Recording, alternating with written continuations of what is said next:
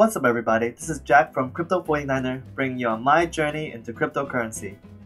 For those that don't know, I give away a 0.1 Litecoin to a random commenter of yesterday's video. Let's get started. And the winner is Ronel O'Donnell. Thanks, what do you think will be the price of XRP before 2018? Ronel, I answer a lot of these questions on almost a daily basis, so today actually will be a good time for me to bring this up. So I created this spreadsheet a little while back when I got so many requests from you guys asking what price do you think a certain coin will be at by the end of 2017, by the end of 2018, and I'm like, okay, you know what, let me create a spreadsheet here, and then pretty much that's how I've been doing things. So whenever I get a question like this, I'll just send you guys this link and you guys can see what coins I have make predictions on. Yeah, once in a while I'll update it just because I feel that price can change obviously based on what's been happening. So originally I think I predicted Bitcoin to be at $20,000. So right now I'm putting it at 17,000 just because it's still following that channel. So hopefully, I mean we'll see what happens. I prefer it to be at 17,000 now rather than 20 just because again 20 will be a little too fast, too high, and if it shoots past 20 by the end of this year, I have a sneaky feeling that it might crash back down. Well, let's not call crash. Let's say a correction again in January if it shoots past 20,000 before the year end. I don't think that's going to happen right now, but we'll see what happens. As for your question regarding XRP, so right now I have it at $1.50 for the end of the year just because it's one of those coins that I feel like truly is a hedge against Bitcoin because the centralized coin, it is only working with companies, and I will be bringing up a coin that has similar aspects to that today as well, and I will talk about that. But right now, so $1.50 for end of 2017. So I think it'll be $2 by to Q2. So I might actually have to move the price point up just because of how fast it's moving. So at this point, I'll just make a good call change right now. I'll probably say it's gonna be $3 by Q2, and then at that point, end of 2018, it's gonna be $5 because of how much it has gone up. Again, as you can see from the top, these are my gut feeling predictions. They are just completely what I'm just predicting out of thin air kind of thing. There's no real hard solid facts to it. But then again, I don't think anyone has any solid facts.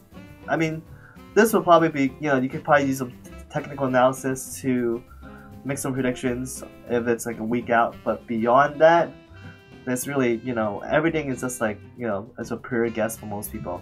So anyway, price in 2019, I would think it's probably gonna be like $15. Believe it or not, yeah, I think it's gonna be easily $15.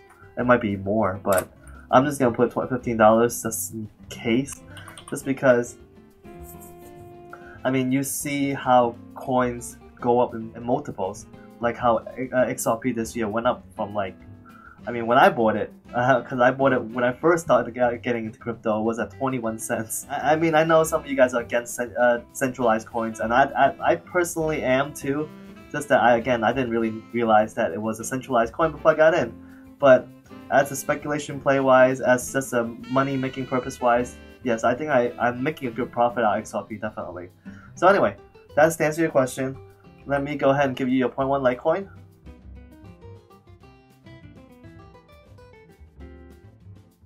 Alright, congratulations, Ronel O'Donnell. You got your 0.1 Litecoin.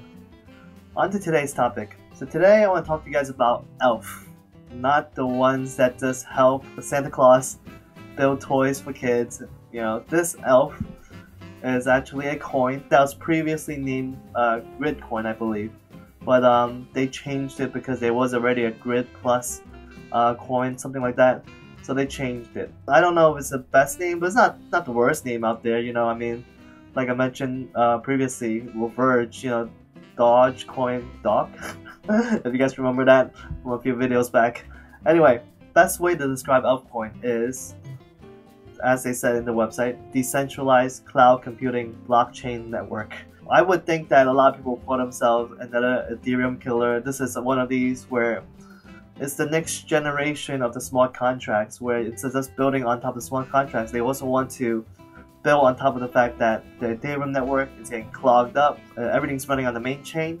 Things like CryptoKitties, Ether Delta, which just got hacked recently, but like a lot of different projects. Anyone that wants to run a project will only get the same resources as everyone else, and the computing power of the Ethereum network is only as fast as the slowest computer on the chain. So that is truly a problem. That's the reason why there's so many other chains out there that, there's so many other projects. And I think from now till the end of the year, I probably will be just covering different coins like ADA, EOS, things like that, just to cover these coins that will try to fix the problems that Ethereum has. Not that Ethereum can't fix itself, but I feel like these coins are all very interesting, and I think that it's important for us to know about them. And in fact, ELF, it just got listed. It got listed literally 5 days ago on CoinMarketCap. So you really had people had no idea what this coin is, because it's coming out from nowhere. It's just that brand new compared to those old coins, those that people are FOMOing about. This coin is super new. That it just came out. It's like fresh out of the oven, and you can see that the volume has just been listed, literally today. You can only buy on Binance and a few other exchanges. I've been talking a lot about Binance, and I think it's a great exchange, and being able to buy from there it was so simple. Just to let you guys know, I already bought some already of ELF as part of my strategy to invest $100 into an altcoin every single day. At this point, I don't think I'll be investing a different coin every single day, but it would. If there's something that catches my eye like today with ELF, I would definitely do it. Even though the Mayer multiple price, there is no Mayer multiple because the coin's so new. There is no 200-day moving average to calculate from. Compared to ADA, it's a little bit more expensive. It's $1.11. But again, I'm still getting 90 coins, so it's not that bad. Anyway, to give you guys a little bit more background about ELF, the main thing about ELF is that you're building side chains on top of the main chain. And the idea is to be able to communicate with other blockchains like Bitcoin, Ethereum, and other blockchains, in addition to having different side chains, internal side chains that it has different priority levels, which is very important because you want to have side chains that some have more computing power than others. So like example, like a side chain that involves with insurance, you don't really need that much computing power. Let's say you are a insurance side chain for crop farmers. So if bad weather happens, you only need to check that like once a day.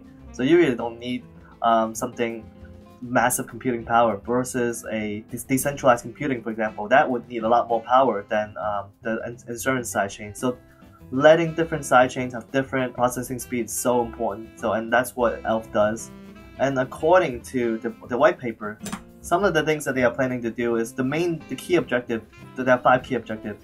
One is actually create like a highly customizable OS, kind of like how Linux. That's how they describe it. So Linux is like a base OS, but then you have so many different variations that people create, like Ubuntu, Red Hat. There's so many different customizations of Linux, but then the base is all Linux and it's all basic level system architecture built out.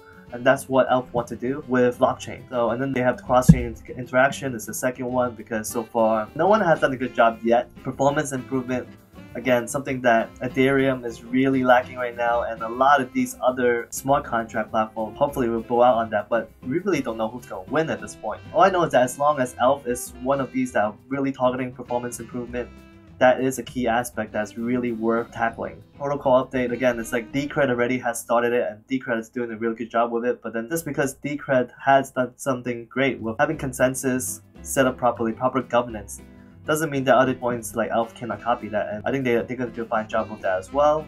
And the private chain module is also another thing that's very interesting to me. As I mentioned with Ripple, so Ripple is like concentrated on banking institutions.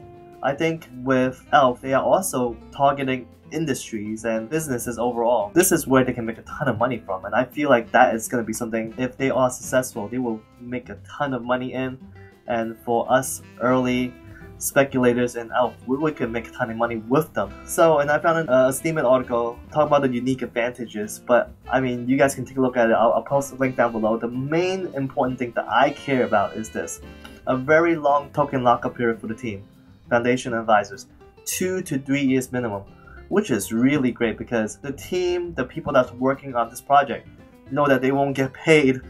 They won't get paid at all if the project fails. And even if the project succeeds, it's still locked up for 2 to 3 years. So they definitely if they wanted to succeed, and they definitely have to work their ass off to really get it to get all these different things that they want in place. So finally, as I do with every single coin almost every single coin I research in, I always check the GitHub to see the activity. And so far, compared to something like Neo, which hasn't had much activity, they have a lot of activity going on. Even though it's limited to only a few people, it's one of those projects that we'll see how it goes. But again, I like the fact that the team has the vested interest locked up for 2 years. They can't do anything with it, and if the project's not successful, they ultimately just can waste a whole bunch of their time. So I'm sure they don't want to do that. Anyway, that is my video for today, guys. Let me know what you guys think. Leave a comment down below. Like and subscribe. Hit the bell icon for post notifications. If it isn't crypto, it isn't worth mining. It isn't worth speculating. I'll see you guys in the next one. Peace out.